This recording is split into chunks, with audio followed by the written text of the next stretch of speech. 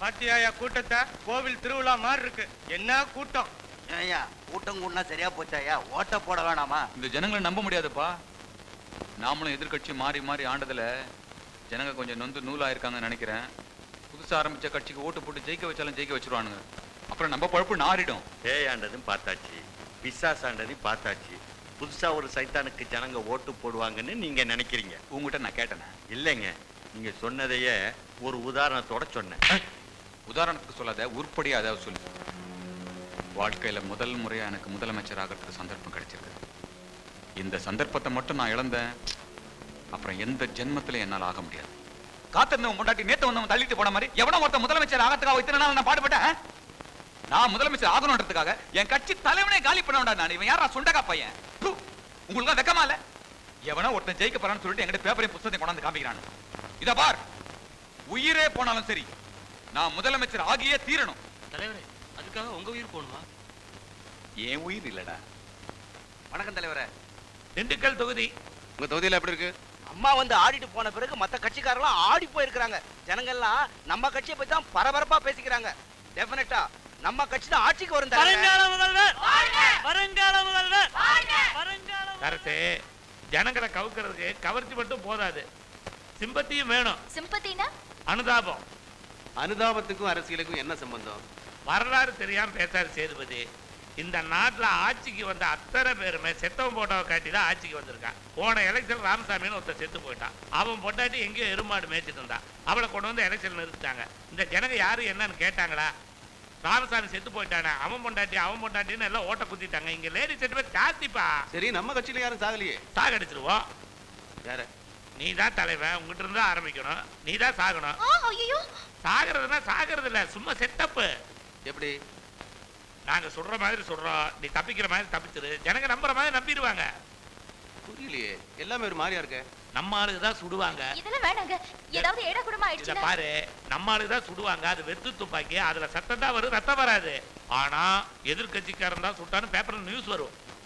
அப்புறம் என்ன, நீ கட்டு போட்டு ஆஸ்பத்திரியில படுக்க வேண்டியது, நாங்க போட்டோ எடுக்க வேண்டியது, அதை போஸ்டா ஒட்ட வேண்டியது, ஜனங்கிட்ட இருந்து ஓட்ட புடுக்க வேண்டியது. என்னென்ன சொல்றீங்க? சேதுபதியை நீ தான் சுடணும்னு சொல்றேன். நானா? நீ அவனை பரலோகத்துக்கு அனுப்புறியா இல்ல நான் உன்னை அனுப்பிட்டு? கூட இருக்கிறவங்களை அனுப்புறதே உங்களுக்கு தொழிலா போச்சு. தெரியுது இல்ல? என்ன சொல்ற? சரிண்ணே.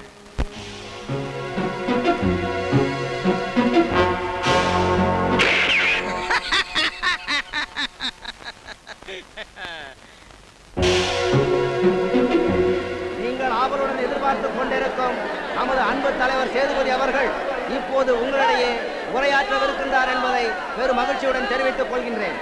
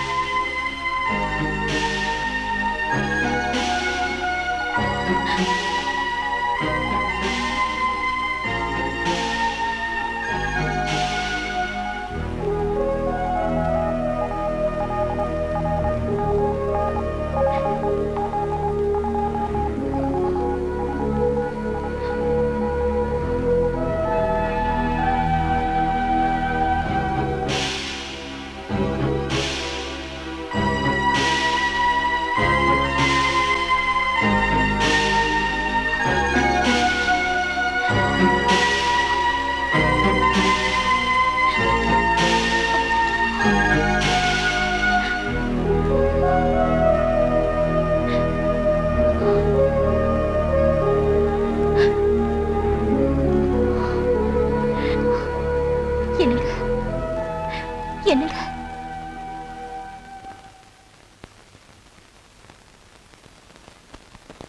நீ நினைக்கிற மாதிரி ஒண்ணும் நடக்காதுமா. ஒண்ணு நடக்கலையேன்னு உங்களுக்கு வருத்தமா இருக்கா? ஏதாவது நடந்திருந்தா என் வாழ்க்கையில போயிருக்கோம். நீங்க கொஞ்சம் சும்மா இருங்க. இது நாள் வரைக்கும் இவர் உங்களுக்கு ஏதாவது நல்லதா சொல்லிருக்காரா? உங்களுக்கு ஏதோ நல்லதே தோணாதா?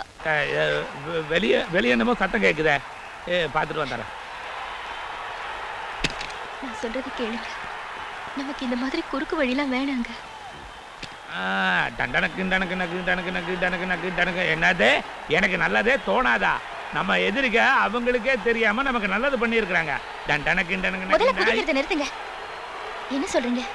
பிள்ளையார் பிடிக்க போய் குரங்கா மாறிடுச்சுன்னு சொல்லுவாங்க. நான் ஒரு குரங்க பிடிச்சா அது பிள்ளையாரா மாறிடுச்சு. என்ன பாக்குற? இந்த தமிழ்நாட்டுக்கு இனிமேல் நீ தான் சீஃப் மினிஸ்டர். நீ சீஃப் மினிஸ்டர் ஒய்ஃப். புரியல? பொண்டாட்டி. சேதுபதி வந்து பாடுறா, அந்த கண்குள்ளா காட்சியை பாடுறா. வா வா வா.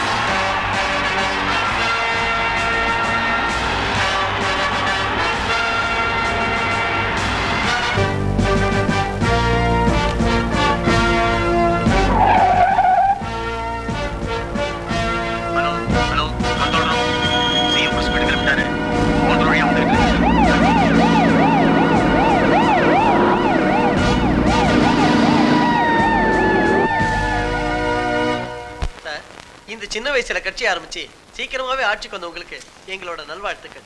வாழ்த்துறவங்களுக்கு எல்லாம் மாரியம் கொடுக்கறதா முடிவோட வந்துட்டேன். உங்களுக்கு எந்த வாரியம் வேணும்? நான் கூட சொல்லணும்னு நினைச்சேன் சார். நினைச்சவனுக்கு எல்லாம் மாரியம் கொடுக்க முடியாது. கேள்விகள் ஆரம்பிங்க. ஆனா ஒன் மேட்டர், கேள்விகள் எல்லாம் டக்கு டக்குன்னு கேட்கக்கூடாது. எனக்கு பிடிச்ச கேள்விதான் கேட்கணும். அதுக்கு தான் நான் பதில் சொல்லுவேன். இது என்ன சார் புது வழக்கம்? இந்த கேள்விதான் எனக்கு பிடிக்காது சார். நீங்க புதுமையான சிஎம் தான் சார். இதுதான் எனக்கு பிடிச்ச கேள்வி. உங்களுக்கு ஓட்டு போட்ட மக்களுக்கு என்ன சொல்ல போறீங்க? என்னத்த சொல்றது, எல்லாம் விதிப்படிதான் நடக்கும். அவங்க தலையெழுத்து. வாக்குறுதிகளை எப்ப நிறைவேற்ற போறீங்க? நாளைக்கே. நாளைக்கே முடிஞ்சா நல்லா இருக்கும்னு அவர் பிரியப்படுறாரு. ஆனா அது நடக்கூடிய காரியமா? ஆட்சிக்கு வந்தோன்னு அமைச்சர்கள்லாம் சுருட்ட ஆரம்பிக்கிறாங்களா, அதை பத்தி என்ன சொல்றீங்க? இதுக்கு முன்னாடி ஆட்சிக்கு வந்தவங்க தப்பு. என்ன சார் சொல்றீங்க? ஆமாப்பா, அவங்க மொத்தமா கொள்ள அடிச்சிருந்தா பின்னாடி வரவங்க எப்படி கொள்ள அடிப்பாங்க? அவங்க மொத்தமா சுருட்டிட்டு போகாது அவங்க தப்பு தானே. என்ன காவேரி பிரச்சனை என்ன பண்ண போறீங்க? முடிஞ்சா காவேரி எங்க கொண்டு வருவோம், இல்லன்னா நாம காவேரி கிட்ட போயிடுவோம். நம்ம பெங்களூர் போறத பத்தி சொல்றாரு. சார் பெங்களூர் போறதா? உங்க பத்திரிகை நல்லா போயிட்டு இருக்குன்னு நினைக்கிறேன். விளம்பரம் தேவைப்படாதா? ஐயோ கண்டிப்பா வேணும் சார். உங்க திட்டம் ரொம்ப புதுமையானது. அப்படி போடுங்க. நிறைய பேர் படிச்சு பட்டம் வாங்கிட்டு வேலை இல்லாம இருக்காங்களே, அவங்க வேலை வாய்ப்புக்கு என்ன பண்ண போறீங்க? வேலை இருந்தா தானே திண்டாட்டம். வேலையை ஒழிச்சிருவோம். விவசாயிகள் உழ வேண்டியதில்லை. ஆமா தொழிலாளர்கள் ஃபேக்டரிக்கு வர வேண்டியதில்லை. ஆமா ஆமா அதிகாரிகள் ஆபீஸுக்கு வர வேண்டியதில்லை. ஆமா ஆமா ஆமா ஆமா. வாரத்துக்கு ஒரு நாள் வேலை செஞ்சா போதும். சார் மெட்ராஸ்ல பாப்புலேஷன் அதிகமாயிடுச்சே, என்ன பண்ண போறீங்க? அந்த நெருக்கடிக்கு காரணம் என்னன்னா, தினமும் வெளியூர் இருந்து நிறைய பேர் மெட்ராஸ்க்கு வர்றாங்க. ஏன் மெட்ராஸ்க்கு வராங்கன்னு பார்த்தா பீச்சை பார்க்க வர்றாங்க, கடல் காத்த வாங்க வர்றாங்கன்னு தெரியுது. அதனால கடல்ல இருந்து கால்வாயை வெட்டி கிராமத்துக்கு கொண்டு வர போறோம். இனிமே ஒவ்வொரு கிராமத்துக்கும் ஒவ்வொரு பீச், காத்து வாங்க 2 பெரிய ஃபேன். ஏங்கப்பா கையிலேயே ஃபேனா? என்னது கடலை வெட்டி கால்வாயா? என்னங்க சார் நம்புற மாதிரியா இருக்கு? ஏன் நம்ப கூடாது? வருது வருதுன்னு சொன்னாங்க, நம்புனீங்களா இல்லையா? ஆமா. வருதுன்னு சொன்னாங்க, நம்புனீங்களா இல்லையா? வருதுன்னு சொன்னாங்க, நம்புனீங்களா இல்லையா? ஆமா. அப்புறம் ஏன் இதை நம்ப கூடாது? நம்பிக்கை தான் வாழ்க்கை. Excuse me. கூட்டம் கலைஞ்சு போச்சு. வணக்கம், வாங்க. வடிவேல், வாட்டர் வடிவேல்.